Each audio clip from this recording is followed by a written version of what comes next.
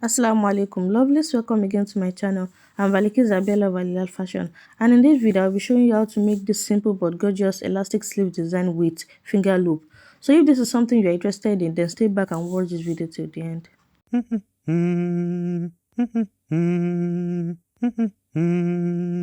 So to make this sleeve design, get your sleeve ready. So this is my sleeve. I'm making this sleeve design for a jilbab. That is why the sleeve is short. Then also get your strap ready. So the length of the strap will be about 11 inches. Then for the wideness, it can be up to 1 inch. Though we won't need up to that, but you can just cut a wideness up to 1 inch. Then for your elastic, the wideness of your elastic will be 1 inch or a little below 1 inch, just like mine. It is important to know that you should have added your elastic allowance to your actual sleeve length before you cut it. So after that, I'll just go to my machine now. I'll fold the strap into two this way and go to my machine to create a tiny loop. After creating the loop, this is what I have. You can see it is not that wide. Now I will cut the excess fabric after the loop. Then I will turn the loop with my loop turner. To turn the loop with the loop turner, all you need to do is to push in the loop turner through the hole. Then when it gets to the other side, use the hook on the edge of the loop turner to hook the edge of the cloth, just a tiny bit of the cloth. Use the hook on the loop turner to do that. Then you gradually pull the loop. So you make sure you do this gently in order to avoid the cloth removing from the loop turner. Now that edge is visible, you can just continue to pull it. You can see, this is why I said one needs to be careful. Imagine if the other edge is not visible yet before the loop turner removed.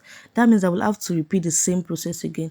But since I've been able to get the other edge before it's removed, I'll just continue to use my hand to pull it until I'm able to turn it inside out completely. After completely turning it inside out, this is what I have. So I can just go to my ironing board to iron the strap. So while ironing, I want to make sure that the seam is completely hidden like this, like it is on the middle and not on the side, the seam of the loop. So the next thing we want to do is that I will take my elastic and measure what I want to be the wideness of the elastic. I'll just measure it and mark with my marking aid.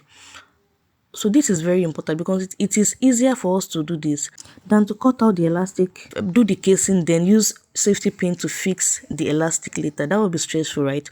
So it is better you just mark what you want on your elastic this way. Then you take both the sleeve and your elastic to the machine. Now to start sewing, take your elastic and wrap your sleeve on it this way. You can see the way I'm doing it. So you wrap the sleeve on the elastic this way and secure the edge of the elastic on your machine first. So you want to make sure that you secure it well so that it doesn't remove later on. After that, you start to create the elastic casing, making sure that your needle did not touch the elastic. This is very important because the moment the needle touches the elastic, you won't be able to pull the elastic when you are done with the casing. When you get to the edge of the sleeve, you want to make sure that you pull the elastic until the marking is visible before we secure the elastic in the casing. So you gradually pull it until that marking that we did is visible. Once it is visible, you make sure that the marking align with the edge of the sleeve. Then you secure with your machine again. Just before you remove the sleeve from the machine, you want to stretch the sleeve. You can see the difference between how it was and now. The folds are now evenly distributed on the sleeve when I stretched it, and run a stitch on the middle of the sleeve just to give the sleeve a more beautiful look. After that, I'll go ahead and cut the excess elastic. And this is what we have. You can see how beautiful our sleeve is.